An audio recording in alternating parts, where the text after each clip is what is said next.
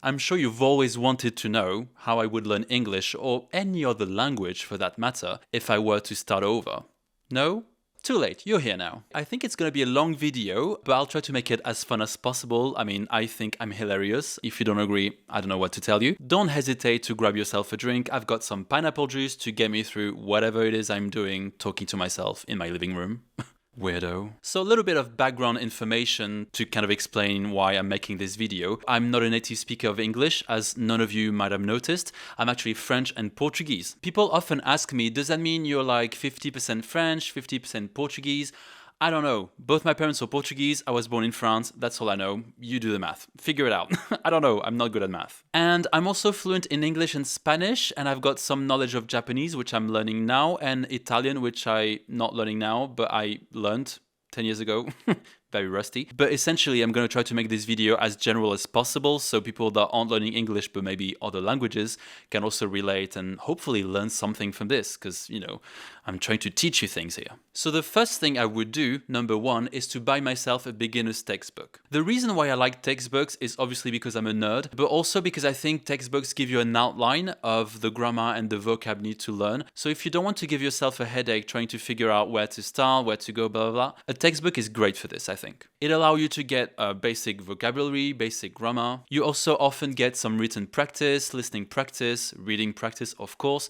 Speaking usually is quite limited because, I don't know, don't talk to a book, that's weird. But for the rest, it works quite great. However, if you don't want to buy slices of wood, I'll give you a second for the joke to click. You can also definitely just go on Google and look up grammar based on your level. So A1, A2, B1, B2. If it's Japanese, JLPT, N5, N4, etc. The downside is that you'll have to look up the grammar yourself and you'll have to sort of be independent in the vocab you want to learn, which might work if you've already got experience learning languages. And you will also be sparing some trees in the process. And yes, that is it for the tree jokes. The second thing I would do is to watch content in English every single day. Whether it's a film or TV show doesn't really matter. But the eternal question, and surely the first world problem, is regarding subtitles. With or without subtitles? And the subtitles, should they be in your native language or in the target language? Personally, I think it's better if you use subtitles in your native language at first, especially at beginner level,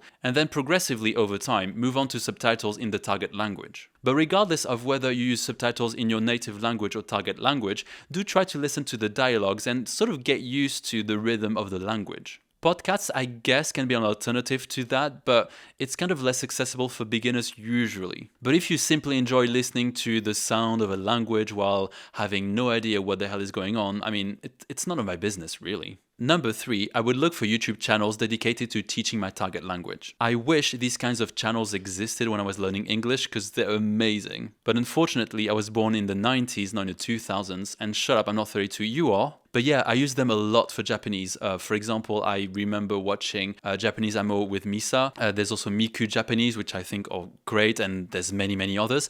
But I essentially prefer these channels because it's kind of nicer to get grammar explained by a human being instead of just reading it. In fact, I like to do both. I like to read and then have it presented by a human being. Also, in these videos, they tend to give lots of examples and maybe new words. So it's a way to still practice pronunciation and just learning new words while also revising grammar. So I feel like it's, I don't know, 2 birds, 1 stone, I guess. Number 4, I would use Anki. Anki is a funny one because a lot of people love it. I love it, but a lot of people hate it. I don't hate it. I think it's great. I know a lot of people don't like Anki, I think because it's kind of tedious, it's not really meant to be fun, it's not gamified, so people find it boring, but I think it's great for vocab learning. Honestly, if I had Anki when I was in school, I would have been like the queen of vocabulary or something. Anki is basically a flashcard system but automated, and the only thing you need is to either create your deck by adding words on a regular basis, for example, or you can import a deck that someone else has made. It'll be a bit long to explain exactly what Anki is, so I'll put a link down below if I remember. Kevin from the future, don't forget to add the link. But essentially, Anki is an amazing way to learn vocab, especially if you have to take language exams for which you have to learn thousands of words you will most likely never encounter again in your life. Yeah, I'm still bitter about that, honestly. Honestly, if you can, I would use it at least 10 minutes a day. Just 10 minutes. Just 10 minutes. That's it. Number 5, I would seek outside help. Sounds like I'm telling you to go see a therapist. So this one really depends on your budget, but if you can, I definitely recommend to have a one-to-one with a tutor. I'm biased because I'm a French teacher, but I think having a tutor is great because a tutor is an expert, ideally, in your target language, and they will give you feedback, they will help you progress, they will know your weaknesses, so they kind of make everything faster. So if you can do 1 hour a week, that would be amazing. But obviously understand that it can be expensive, so if you can't, try to find a conversation tutor. They're usually way cheaper. The only downside though is that it's not good for beginners, I think, because what can you talk about as a beginner, right? It would get quite repetitive very quickly. But wait, maybe for, I don't know, A2 level, B1 level, I think that's when you can start to have some kind of conversation. But if you have absolutely no budget for a human being, that made it weird, you know what I mean, then Reddit can be your go-to resource. For me, Reddit is a gem because you have subreddits for, I would say, almost all languages, unless they're really, really rare, but you'll most likely find a group for your language. And on these groups, you can ask questions, you can help other people, you can read, obviously, different posts. It's basically like forums back in the days.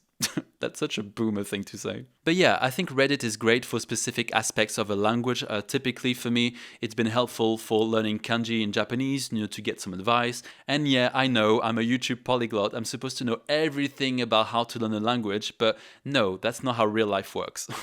I don't know things sometimes, okay? There's also apps that can help you with your language learning questions. I know there's Hi Native. I used to use it a few years ago. I would have recommended Hello Talk, but they kind of did me dirty a few years ago when they tried to convince me to do an illegal sponsorship on my channel. So yeah, we don't talk about them here anymore. And the last sub point to my fifth point. I hate saying the word fifth. Honestly, it's the bane of my existence. Hate it. Especially fifth part. Fifth part. Fucking hell, I hate it. But anyway, having native speaker friends is also great, especially if they are learning your target language, so you can sort of do language exchange or ask each other questions. You could help each other out. Number 6, I would use ChatGPT. Obviously, when I was learning English, ChatGPT was not a thing, which is a shame. Honestly, it's great. I did make a video about ChatGPT on my channel a few months ago, so I will link it down below. It would be very long to explain all the possibilities that ChatGPT has to offer. Honestly, it's amazing. It can almost replace a tutor, especially if you have the premium membership, which is called GPT 4.0, which I've tried. It's pretty good. You can give it text, you can have conversations with it, you can ask it to explain words and so many things. Recently, I've been asking ChatGPT to give me beginner text in Japanese so I can practice my reading, my comprehension as well, of course. And whenever I'm confused about something, I ask ChatGPT, what does this sentence mean, etc. I've tried as well recently to do, I asked ChatGPT to give me a text, then I tell him I'm going to summarize it, so tell me if my summary is correct. I think that's pretty useful. Do bear in mind that ChatGPT is not perfect, it can make mistakes, although I think for very well documented languages like, Mandarin, Portuguese, French, English, etc., it's probably very reliable. However, on very specific questions like slang or maybe very specific grammar points, it can sometimes fall short. I guess because ChatGPT uses a corpus, so if the information is not out there, ChatGPT is not going to make it up. So moral of the story is robots are great, but don't trust them. Maybe. Number 7, I would plan as many trips as possible to the country where the language is spoken. I think for me this is the most exciting thing about learning a language, is to be able to travel in the country where it's spoken and be able to use it. And shock natives, obviously. Of course, I am aware that it can be quite expensive to travel, especially if the country where your target language is spoken is quite far away from where you live. But if you can do it, I think it's amazing. If it's indeed not possible for you to travel to the country, I would try to find ways of recreating immersion where you are living. I mean, I'm from Paris and I live here, so obviously it's easier for me to say that, but try to see if where you live there aren't any sort of associations or groups of people, especially people that are natives to the language you're learning, where they meet and have drinks or meals together or activities or whatever. You might be able to make some friends and just connect with the culture with native speakers. Sometimes these groups also organize language exchange events, so it can be an amazing opportunity for you to practice your language. However, because there's lots of howevers in this video, if you can't find anything physical, people that gather physically in a place or physical groups, whatever, you know what I mean, then obviously online is the way. We are certainly in the era of the internets and the Googles, so it's pretty easy to find online groups that you can join to sort of replicate that immersion thing we're trying to go for here. The idea overall is to get involved with the culture and go to social events and eat all the food, all of it. And speaking of getting involved with the culture, number 8, I would follow pages, groups, influencers, artists, whatever, that communicate in your target language. The idea is to get exposed as much as possible to your target language, and also to get away from just pure standard formal language that you usually find in textbooks, and usually in films and TV shows because it's scripted. If you want to have a well-rounded fluency, it's very important to also get exposed to informal language. And by informal language, what I really mean is memes. I love memes. And number 9, final point, as I get fluent and more comfortable in my target language, I'd vary the material I'm exposed to. I would switch things up between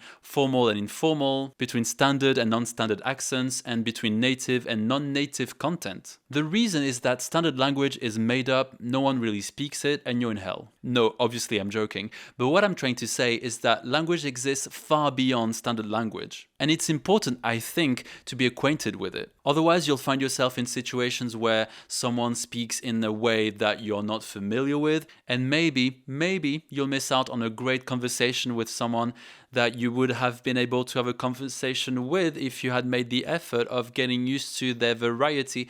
Wow, that was a long sentence. So that's pretty much it for my main points, but something that I want to do more now on my channel is to add some kind of bonus at the end of my videos. So I went on Twitter, because no one says X, and I asked people who have learned a language to intermediate/advanced level, what would you do or not do if you could start over from scratch? So I'm going to pick a couple of tweets that I feel add more ideas to what I've already talked about. So Jake Edmondson says, I would not spend time worrying about my accent, ability to conjugate, or the time it would take to learn.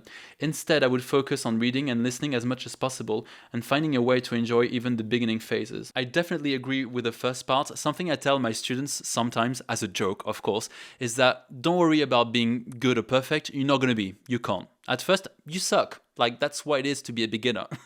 You only get really, really, really good at a language after 10 years, I would say. Honestly, I don't even think 10 years is an exaggeration. And like Bedros Jezaratian says, not you guys challenging me with your usernames, make mistakes, no one cares. Absolutely, no one cares. Only you care. And if people care, we stop hanging out with them. And the last one that I definitely agree with as well is by Karen Elizabeth, start speaking sooner on a regular basis. Yeah, because speaking is usually the hardest skill to develop. We are shy, we're trying to, piece together a sentence that hopefully makes sense. So yeah, it's definitely important, I think, to practice it. Maybe not in the first few weeks if you don't want to, but as soon as you feel comfortable to, and as soon as you can already form sentences. Yeah, for sure. All right, so that's all I have for today for you. You're obviously welcome. Please don't forget to put a like, leave a comment, of course, subscribe. That would make my day. You have no idea. Also, I did go through a bit of trauma trying to relive my experience learning English, so you owe me as much. Oh, by the way, if you're still here, can someone help me figure out what the hell is going on in that shirt? So you have the Eiffel Tower, and then it says Los Angeles. Los Angeles? I don't even know how to say that in English. What is going on? I googled it, I can't figure it out. No idea. Okay, bye.